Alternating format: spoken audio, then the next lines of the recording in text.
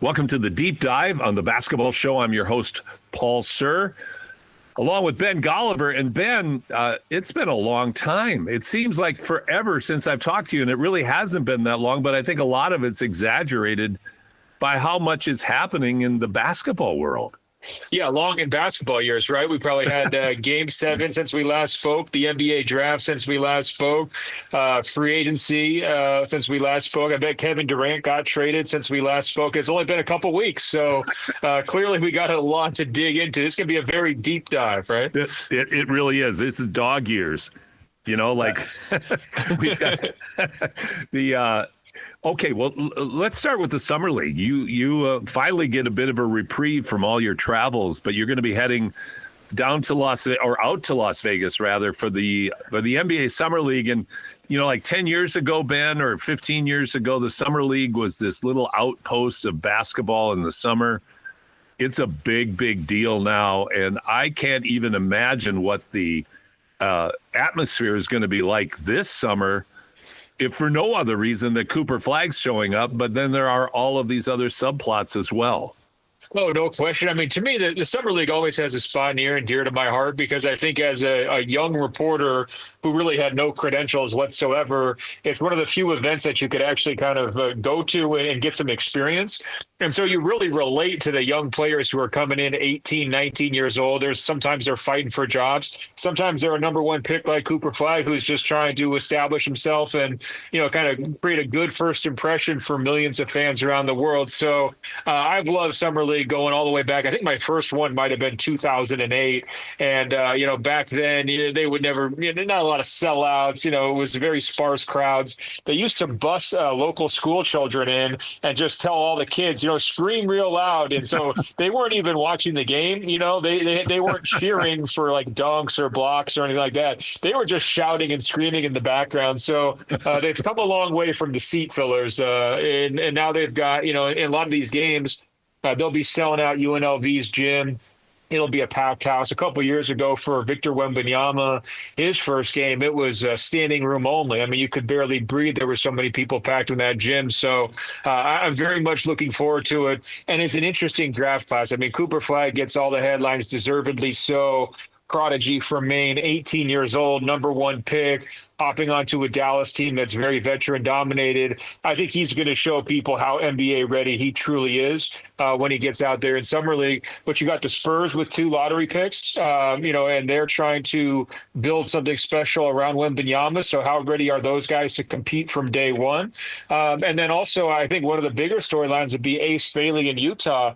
All this drama on draft night. Does he want to go there? Is he trying to force his way to a different team? He take the first flight to Utah, and so people are wondering, is there going to be a holdout?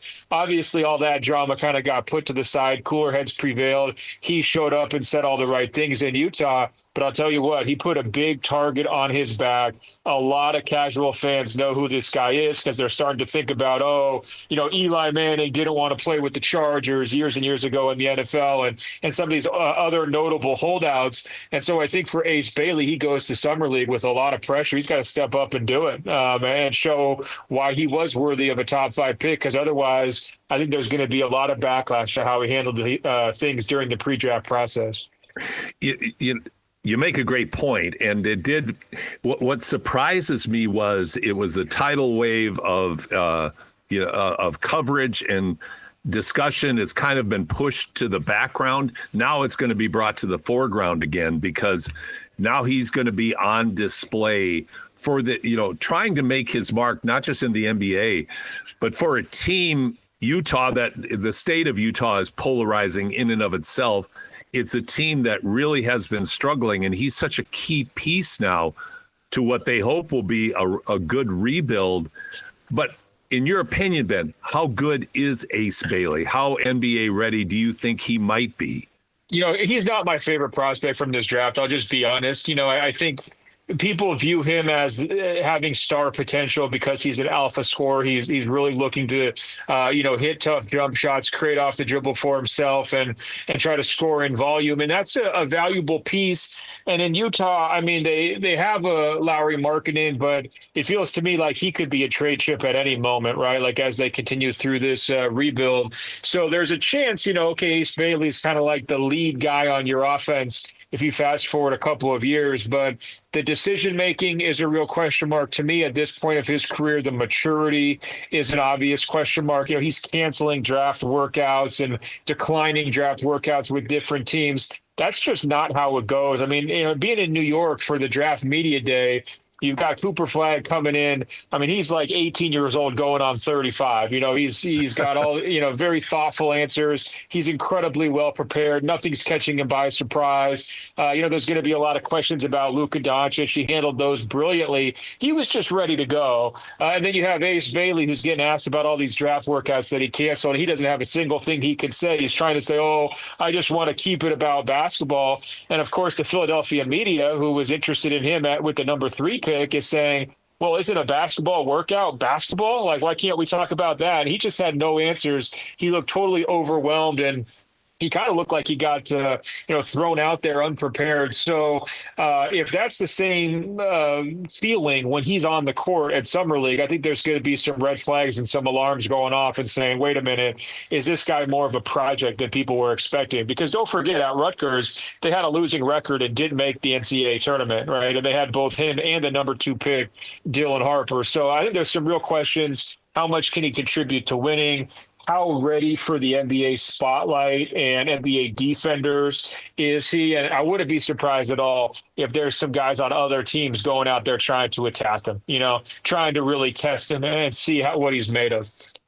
It's interesting, Ben, because you hit on a key point of the NBA draft, in that I'm still amazed today how much of the draft consideration is about potential, quote unquote potential, as opposed to proven maturity and more of an NBA ready, proven older player. But it's still like a moth to light in the NBA of NBA executives cannot resist this thing called potential.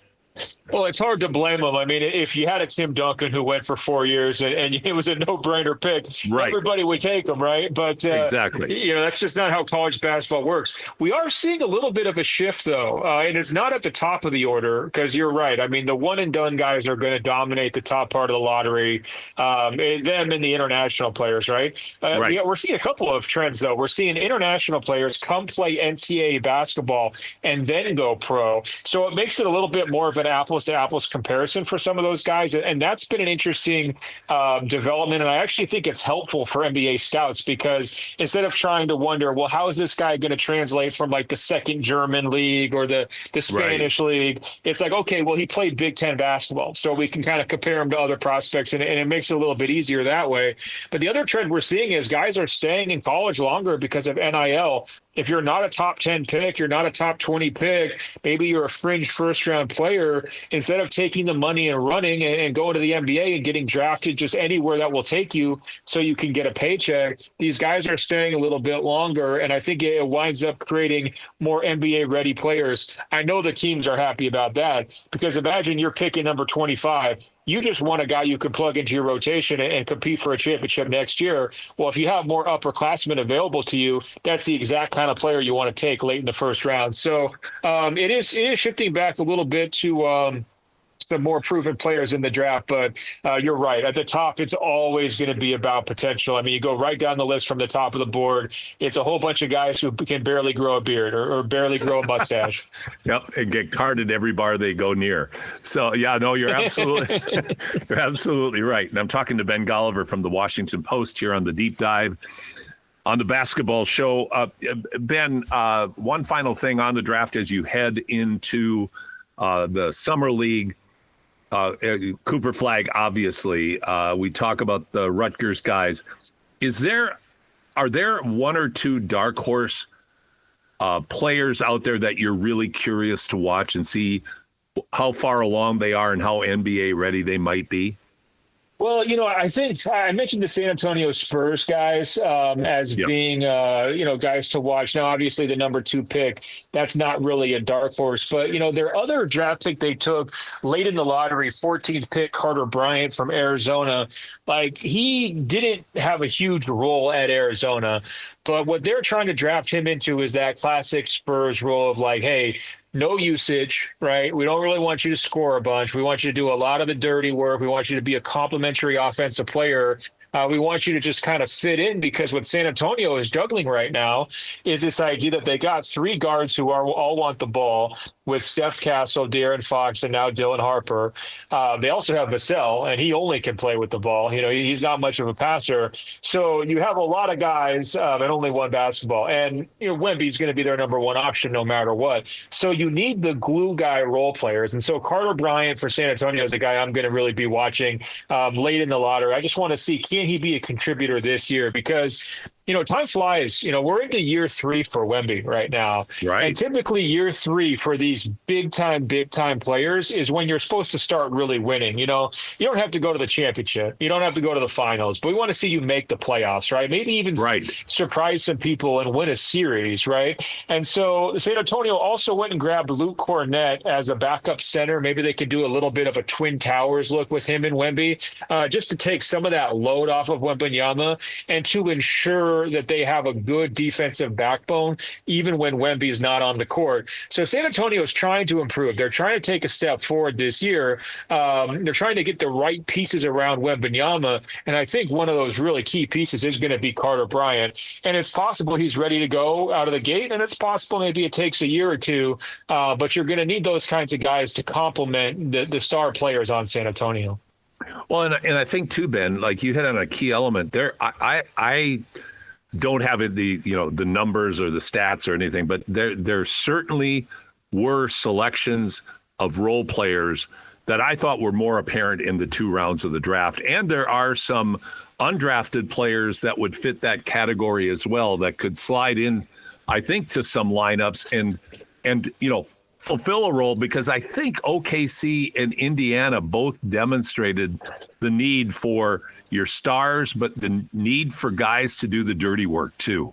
Oh, no question about it. I mean, we go all day long if we're just listening to guys who are willing to do the dirty work on the Pacers and the Thunder. It was a shared ethos that made that finals so fun. It's part of the reason why it went 7, right? There was somebody different stepping up every single game, and no one let go of the rope all the way till the very end. So, I think that's true. There's a little bit of a copycat syndrome there in terms of what people are targeting. Another name that I want to bring up, actually maybe 2 names I think are going to get some attention at Summer League. The Blazers drafted a Chinese center, Young Hansen. Yes. And they decided almost immediately afterwards to buy out Deandre Ayton. And I think Deandre Ayton was just a very poor leader in Portland. He was a part of this group with Anthony Simons and Jeremy Grant, guys who just were completely under-delivering on their contracts and wind up, really being overpaid and not setting a winning tone for that organization. So the Blazers are trying to really double down on hard-playing players, and have a better culture. So they go out and grab Drew Holiday to kind of be the tone setter, from Boston.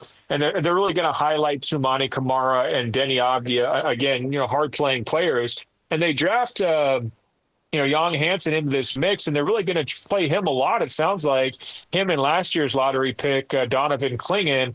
And so Young, I mean, he's got some nifty footwork. He's got some pump fake moves. He's got some post skills. He's not afraid to, put the ball on the ground a little bit. It all looks good in international videos, right? And he's a big guy. I mean, he's a 7-footer. He's 20 years old, baby faced. So I think there's going to be a lot of attention and interest in him. Just like, is he really ready to be a player this year? Or is Portland maybe going to regret how quickly they moved on from Deandre Ayton because, they're maybe too young inside and they take a step back? I think that's one thing I'm going to be looking at for Summer League.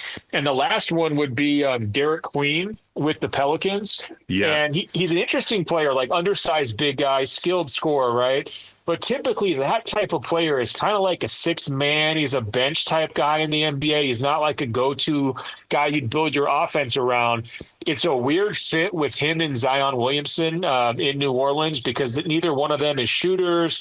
Both of them are kind of scorers with the ball in their hands. So how is that going to work together? But the real reason there's going to be so much interest in Derek Queen is because the Pelicans traded an unprotected pick next year to move up 10 spots to draft him, with the Atlanta Hawks pick, the number 13 pick. And so that, even though the Pelicans probably didn't intend it this way, that is going to put a ton of pressure on Derek Queen from day one. He's not the typical 13th pick where you just kind of, whatever you get, you're happy with in year one. He's really going to have to be a player because it's possible that pick they give to Atlanta, the Pelicans have to give up. That could be a top 5 pick next year. That could be AJ DeBanza or Cam Boozers, guys who are really viewed as franchise level players. And so he's another guy, I think, sort of in a different way from an Ace Bailey, but he's going to be a guy who gets a lot of scrutiny this summer. The two franchises that I felt were hit the hardest with scrutiny, that's a perfect word, was New Orleans for that move and the way that the Brooklyn Nets drafted. Yeah. That was just such a peculiar approach that they took, that they didn't try to do any kind of trading, that they just went ahead. They're kind of, getting players out of there, and they're bringing all this youth in. But boy, there is, I think, not a real danger. There always is a danger of being too young in the NBA. And Brooklyn, with all of their struggles over the years, certainly seemed to be going in that direction. Well, the funniest thing about the Nets draft, you know what it reminds me of? Have you ever had a friend who's like a couch potato, but then, maybe it's New Year's resolution. They decide, hey, I'm going to get in shape. So they start working out 5 times a day. They go out by a treadmill and wait. Yeah, it's treadmill, weight. They're swimming at 6 o'clock in the morning. It's like they're preparing for a triathlon, right? Like they just overcompensate and overdo it. And that's the Brooklyn Nets. If you go back throughout the Brooklyn Nets history, there's been multiple times they've traded like 5 years of their first round picks for different trades, right? There's full years where they're not getting any, like decades where they're almost not getting any impact players in the draft. And then this year they decided to become the first team in NBA history to select 5 first-round picks and use all of them. It was crazy to see that. And there was actually a lot of overlap in terms of the positions as well, where they had a lot of guards.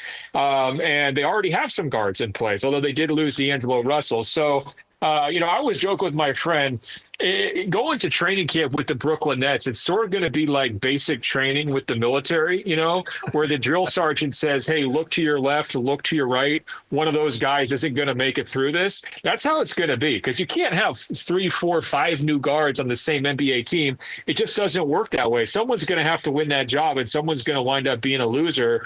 And, rarely do you see first-round picks kind of treated that way. Usually you get some real runway to operate. And I feel like with Brooklyn, there's just not going to be enough opportunity for everyone. I do think the good part of their strategy, though, this is a really good year to tank, because there's 3 guys already that people are talking about as franchise level players next year. So this is a really good year to be really, really bad. And I think that's Brooklyn's plan. Looks like it, and I think there'll be another race to the bottom next year, because you're right. There is a lot of talk about guys that can really step in and be impact players coming up in the 2026 draft. And I'm talking to Ben Golliver from the Washington Post here on the Deep Dive on the Basketball Show. I think let's start diving into free agency. Ben, I want to start in your neck of the woods, and that's L.A. The signing of Ayton as the post player, layering in the drama of the cryptic messaging of LeBron James.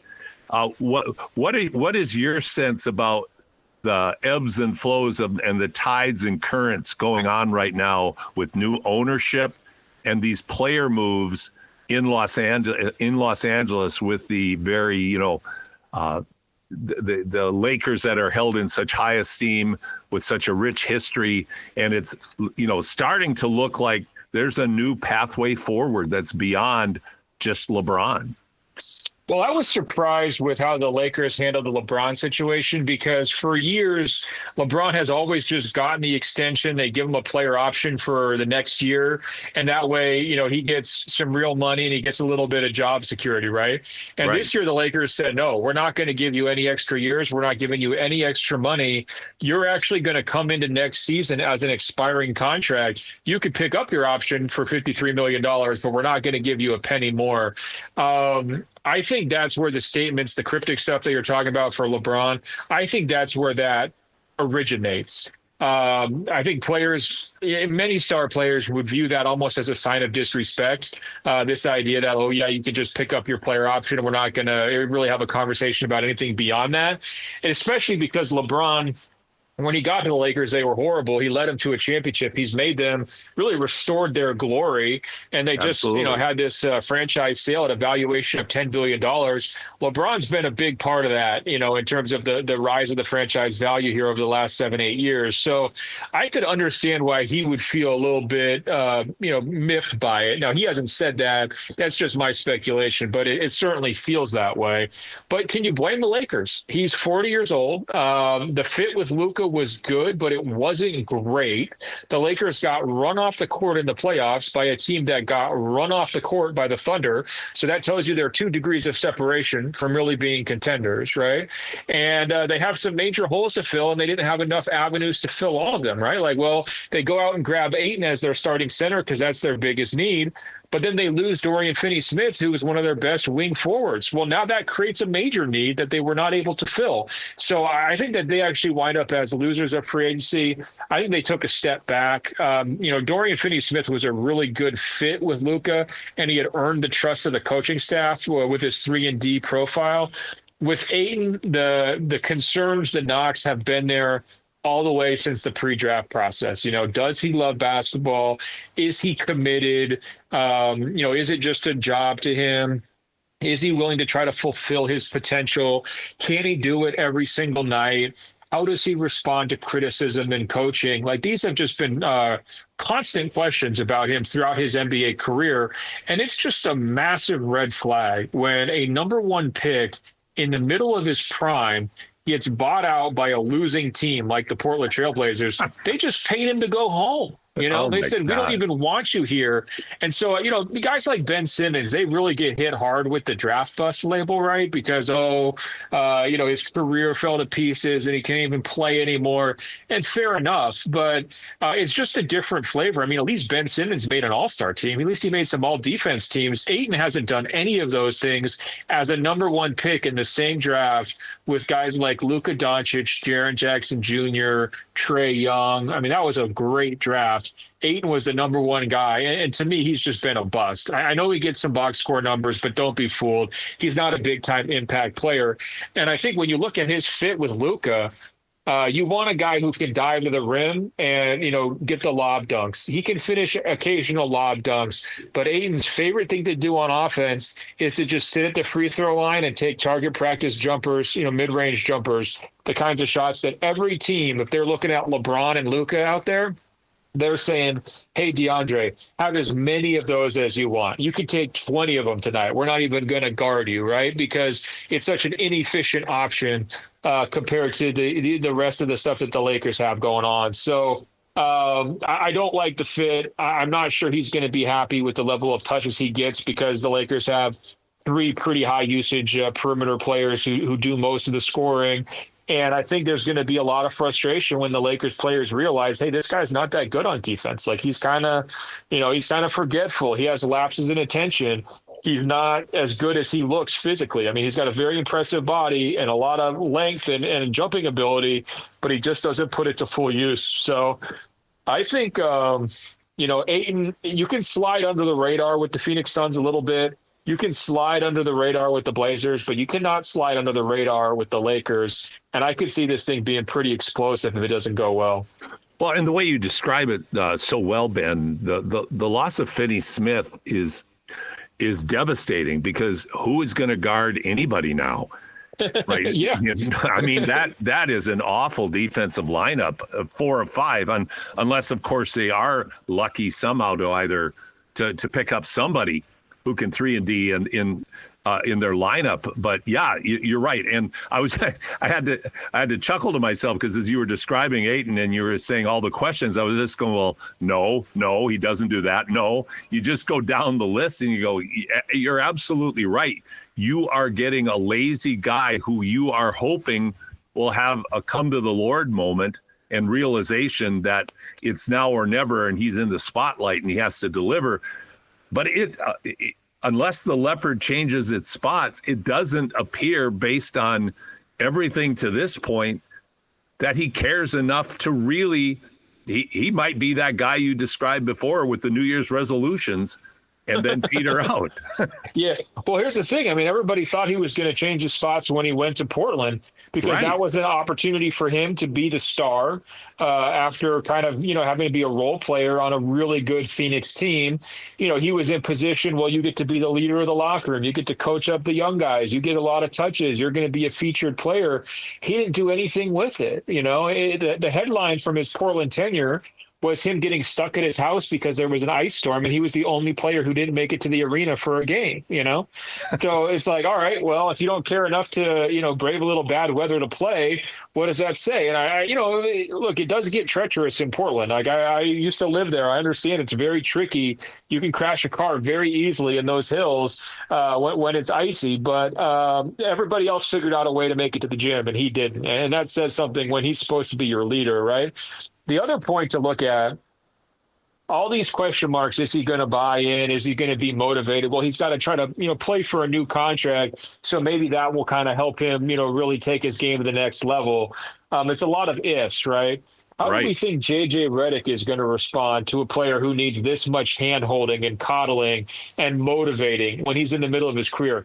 Ayton isn't a 19-year-old teenager who's learning habits. He's already got his habits. He's been in the NBA. He's played in the NBA Finals back with Phoenix, right? So if you don't have it by now, it's probably not coming. And I think that's just going to drive J.J. Redick absolutely nuts. Because if you talk about a guy who in his own career maximized his gifts and his athletic potential as much as he possibly could have, spending hours and hours and hours in the gym working on his craft. And then you have a guy in Ayton who's built like a Greek god who, did an interview a couple of years ago where he said that he could not live without video games and that he often liked to stay up until 4 or 5 a.m. playing video games with his friends, that, making it sound like that was his true passion.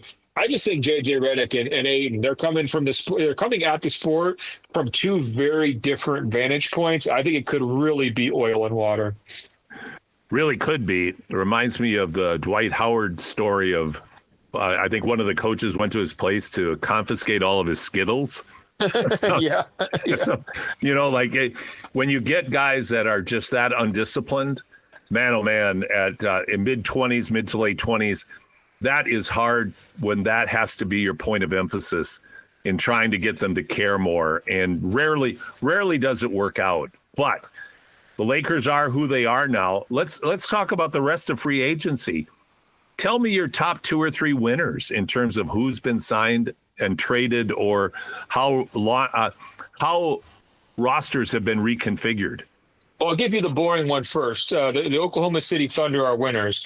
They did not lose a single member of their playoff rotation who played more than 50 minutes total in the playoffs. They got Shai Gilgeous-Alexander re-signed. They drafted another first-round pick, backup center from Georgetown, who's going to help plug a hole there, give them a little bit more depth. And they get Nikola Topic, their first-round pick from last year, back healthy for this season. So they're the first team that's going to be entering a title defense with a better roster than they had the previous year, probably going back at least to the Warriors, almost 10 years. It's very rare. Usually people come poaching. Remember the Bucks lost PJ Tucker and the Lakers lost Caruso. It happens almost every year. You lose a piece. And this year, the Thunder are just completely intact. So they're sitting atop the throne saying, hey, nobody did that well in the first couple of days of free agency. And, we've only solidified our position. And so I think they deserve to be viewed as winners. Now, in terms of the teams that actually made some real moves, I would look at Houston. I would look at Denver. Houston, obviously, they're just busy. Like they're saying, we're loading up. We're ready to hit fast forward, trade for Kevin Durant, sign Dorian Finney-Smith. grab Clint Capella from the Atlanta Hawks, re-sign Jabari Smith Jr. and Fred VanVleet and Steven Adams. They've just loaded up. And I think what the fascinating part to me about Houston, they have a nice mix of younger players, Amen Thompson, Jabari Smith, Alperen Şengün. Now they've got the older players with experience who've been through some playoff battles, with Kevin Durant and Capella. So they have a really interesting, and Van Vliet too. Obviously, I should mention him winning a championship with the Raptors. So they got a lot of mix there, right? But we've seen these last couple of years, depth has been important. Athleticism has been important to winning. But ultimately, you need the alpha guy to bring you home, right? Shai Gilgeous-Alexander brings the Thunder home. Joker brought the Nuggets home. The combination of Tatum and Brown kind of brought the Celtics home. Steph Curry brought the Warriors home in 2022. So that falls to Kevin Durant. Kevin Durant has not played in a conference finals or finals since he left the Golden State Warriors. He's going to be 37 years old. And so I think one of the defining questions for the entire NBA season is, can Kevin Durant still do it? Can he still carry a contender? Because if not, we can get all excited about these Houston moves, but it's not going to matter at the end of the day because he's their alpha and he's still got to prove it. So I can't wait to see him answer that question. And then just real quick on Denver. They made a smart trade of dumping Michael Porter Jr.'s huge contract to get a similar player at half the price with Cam Johnson. They used some of that spending power to go out and get Bruce Brown and Tim Hardaway Jr. to fill out their bench a little bit. They trade for Jonas Valanciunas, who is a better backup center option than they've had in years. And so you put all those things together, they've actually got a second unit now. I think for the first time since their championship runs, the deepest group they've had, still very well balanced. I think they got Joker enough help. If I had to guess, I think it's going to be OKC versus Denver in next year's Western Conference Finals. But boy, you paint a compelling picture about Houston. Jumping back to them, the thought of Finney Smith and Thompson defending your off guard and your wings, that's a very imposing defensive front, don't you think? Absolutely. And the fun thing that they've added here, they can play big. Like if they have to go against Minnesota, if they have to go against Denver, they've got Capella, Adams, and Şengün that they can kind of rotate, right? So they can play two bigs, or they could just kind of get a bigger body with Adams if they needed a more athletic player, if they need Capella. But they can also go small, too. So if you want to go up against Oklahoma City, you could have Jabari Smith start at the 5, KD at the 4, Finney Smith at the 2, 3, Amen Thompson at the 2, and now you're just almost as athletic and quick as Oklahoma City while being bigger and longer than them at every position, right? So that's a lot of lineup versatility for the Rockets. That's what really makes them interesting. And like I said, a lot of these guys are experienced. The Rockets 3 years ago were kind of a young and dumb team. They didn't know what they were good at. They're kind of running around there with like their chickens with their heads cut off. And now they've really got a clear identity. They played great defense last year. They made some improvements for their offense. And I think that they're a team that has to be taken very seriously. I'm talking to Ben Golliver from the Washington Post here on the Deep Dive of the Basketball Show. I'm your host, Paul Scher. I'm going to jump over to the East with one final free agent. Well, not free agent. I'm going to a more of an epitaph. My, how the mighty have fallen. Who would have thought a year ago that this would be the Boston Celtics team in the offseason after 2025? Oh, it's brutal. I mean, we talk about franchise players, right? That label. This is the purest definition of it. One guy gets injured and the whole team falls apart. The whole team goes the other direction. But it's the right thing to do. And I think Brad Stevens and their new ownership deserve a lot of credit. It's really important if you're trying to sustain a winner across like decades, not just play for 1 year. It's really important to know when to fold them, to know when you don't have the cards. Right. And there would be an alternate path where they could say, hey, we're the Celtics. The East is weak next year. If we have all of our guys coming back, and that means paying Porzingis and keeping Holiday and, keeping Al Horford and maybe even paying Hughes to keep Luke Cornett, all of a sudden the team is $500 million, right? But, we're the Celtics, so we could still do it. there's an alternate universe where they might have had that level of ego and bravado, and I think they would have been wrong. I think without Tatum, they are just not a championship contender. And so what they very smartly did was trade off, important pieces for major salary cap flexibility. So Drew Holiday goes to the Blazers. Porzingis goes to the Hawks. Cornette does walk to San Antonio really for nothing. Al Horford's probably going to leave as well.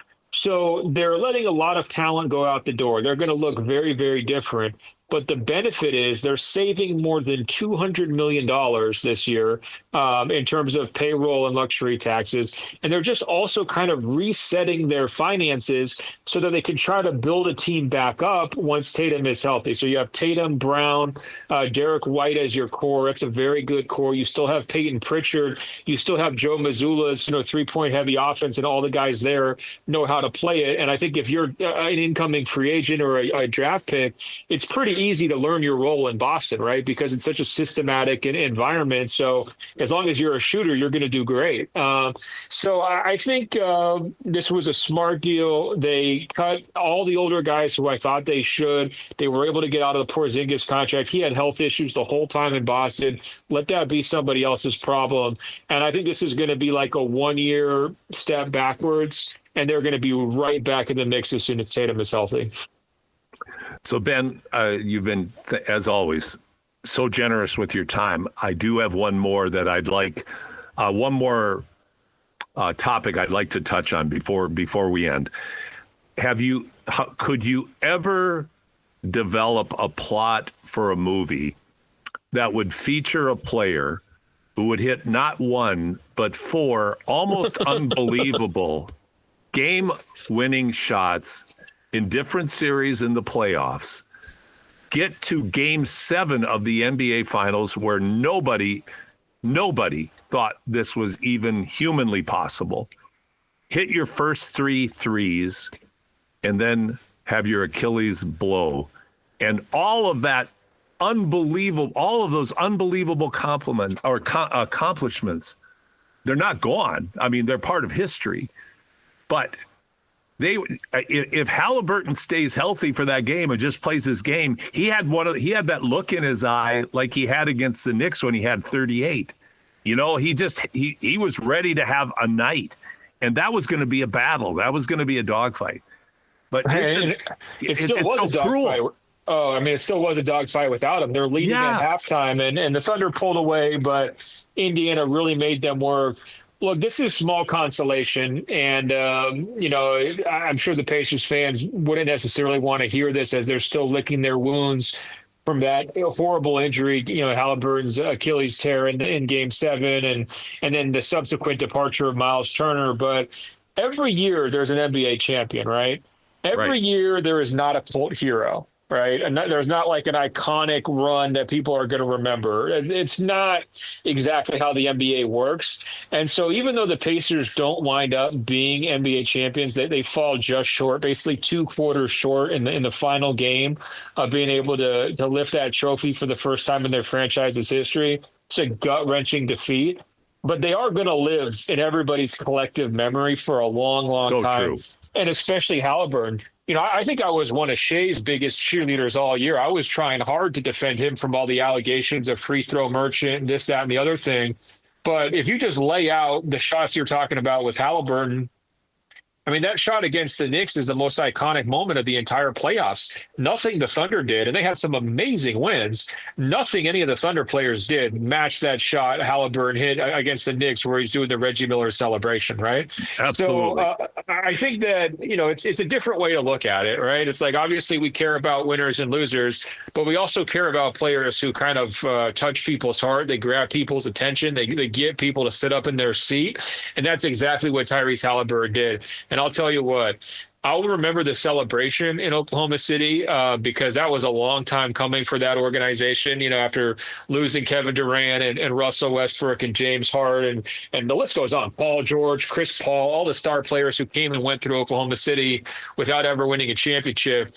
that was a long time coming, and they really savored that championship after it was done. But I'll tell you what, the other feeling I will never forget is the unbelievable level of nerves in that first quarter after Halliburton comes out and hits those first couple threes. It was like, oh, God, this guy is here to spoil the story, to ruin the party, to send everybody home sad. And I think both of those moments are important to remember when we look back on the 2025 NBA Finals. Beautifully framed, Ben. Ben Golliver, Washington Post. Always just an absolute joy to talk about everything, everything NBA with you. And thanks so much for your time today. Have a great time at the Summer League. And I look forward to talking again real soon. Well, that sounds great. And have a great time with your tournament up there in Canada. I know it's about that time of year, right? It certainly is. 3x3 coming up. Ben Golliver, Washington Post, joining me on the Basketball Show Deep Dive.